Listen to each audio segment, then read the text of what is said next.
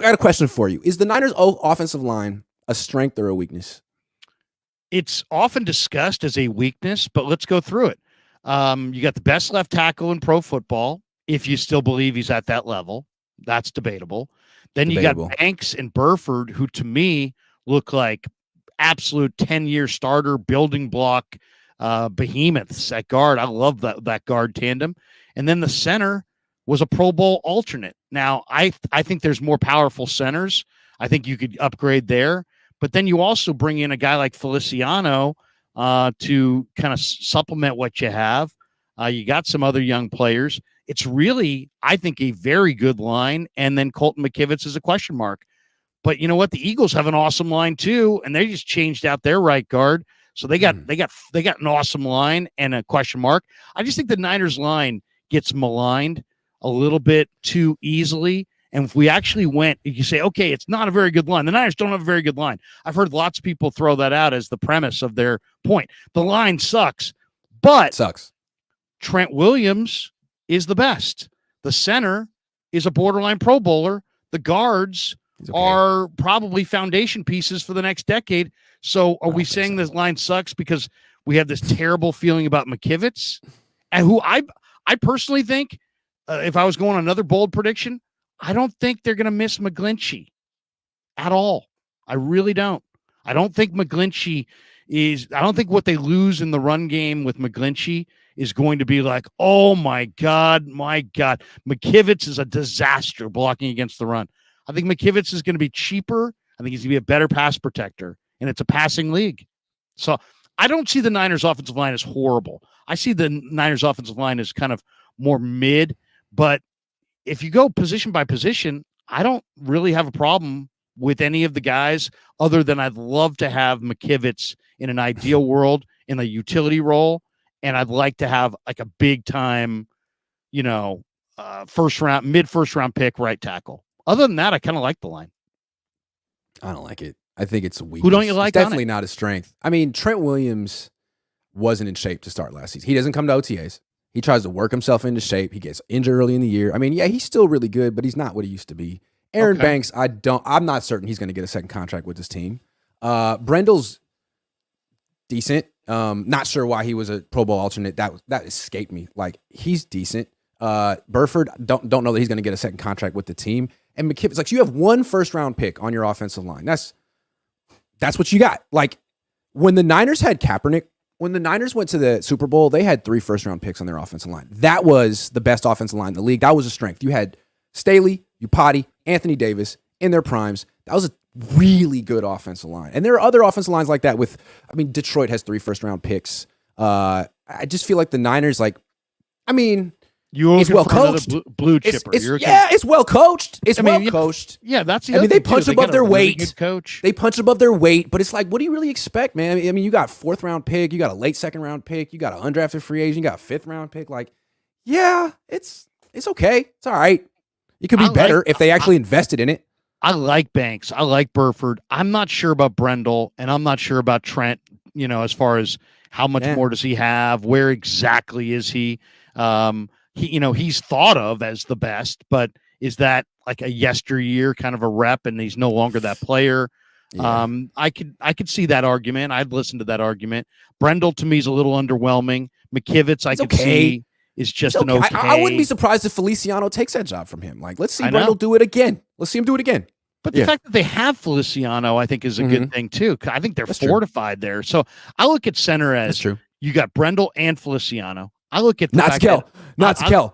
Zakel had 2 fumbled snaps, but I like Zakel as a prospect. I mean, he's smart, he's tough, he's physical. Guard, probably a guard. Joey, I thought it was interesting when I asked Forster about it. They said they were bringing in Fisher as a tackle / guard. He's like, he's a guard. I mean, I couldn't even get the question out, and he's like, guard. He's not a center, not a tackle. So to me, they're a little thin at right tackle. But besides that, I kind of like the line. I don't think it's that bad. The coach says, Larry, the question was, is the Niners offensive line a strength or a weakness as opposed to our team? Not good or bad. Don't deflect. First of all, it was my question. I'm the one who came up with this question, but I think it's closer to a strength than a weakness, and we obviously just have a difference of agreement here. I do. It's the weakest position group on the offense. I would say the tight ends. I would say the tight ends behind Kittle are really weak. I don't like the tight ends behind Kittle, to be honest. That would be my shots concern. fired at Cam Latu. Yeah, it's been a third round pick on a number 2 tight end. It's been a third round pick on a number 2 tight end. That's a pretty high investment. I know. I've been honing in on him. I'm not seeing it. I'm not seeing what the strength is. Now I talked to Fleury, the tight end coach, and he's talking about there's development there. He really loves Braden Willis. I'll say if I was making another bold prediction, I would put Willis as their 2 tight end.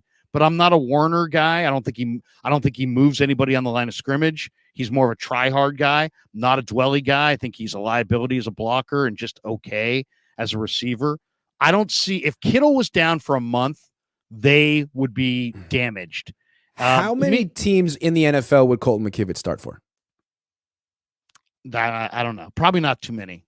Probably not more than 5 or 6. And that's a problem when you're a Super Bowl contender. Like, why is Colton McKivitz starting for you? He wouldn't even start for the Rams. Like, what? This all stems back to the Solomon Thomas, Javon Kinlaw. They prioritized D-line over O-line, and then they whiffed on Solly. And so instead of going Wirfs, they went Kinlaw. That should have been Wirfs, and it should have been Wirfs there. And if they had Wirfs, they've been. But instead, it would definitely be a strength. They had to keep going D-line, and now they've got to go fill in with more of a utility type player. But before we lose our minds, they did get to the NFC Championship game with Tom Compton, and I think McKivitz is clearly a better prospect than Compton. That's my thought. Shots fired at Tom Compton. Didn't think we would go there today, but no, I like Tom Compton, but I like McKivitz. I'm not. It's very funny different. Tom Compton was a legitimately good run blocker that year. He's just horrendous in pass protection. I think McKivitz is going to be better in pass protection than Tom Compton, but he can't run like Tom. Tom is like Forrest Gump. Like, that boy can run. That man can run. He's like 33. I don't think anybody's ever going to be impressed by McKivitz. I'm impressed by Tom Compton. I have a Tom Compton jersey. Wear it around town. But I think he could be effective. Let's just say that. I don't think he's going to be overwhelming. I think you'll always be looking to upgrade. And I think in an ideal world, McKivitz is your 6th lineman, right? He's the guy that comes off the bench and can play anywhere. Ideally, but not on this team. He's starting. On this team, he's starting right tackle. Oof. Brother Rob says, Grant, you still think Brock is Jimmy Garoppolo 2.0 with noodle arm? I mean, look, I'm sorry. It hurts people's feelings. I'm not trying to be mean to Brock. Brock is a really good player. But after all the nice things you say about Brock, and there's a lot of them, he still has the weakest arm of all the starting quarterbacks in the league. And you could say it doesn't matter. Well, we'll see. We'll see. I mean, he was still 8-0. He was. So you could project into the future and say it's going to catch up to him or not. And we don't even know what the arm looks. He could come back stronger. We don't know. But you have to say he has the weakest arm of all the starting quarterbacks. Does it matter? I don't know. We'll see. I mean, ultimately, anybody. Jeff Garcia thinks it doesn't matter. Kurt Warner thinks it doesn't matter. The Niners think it don't. So we'll see. I mean, I'm giving him the benefit of the doubt. I'm not writing him off. He's here for a while. He'll get his chance. Scoreboard. Yeah, for sure. For sure. That's all he has to say, man. 33 game. No doubt.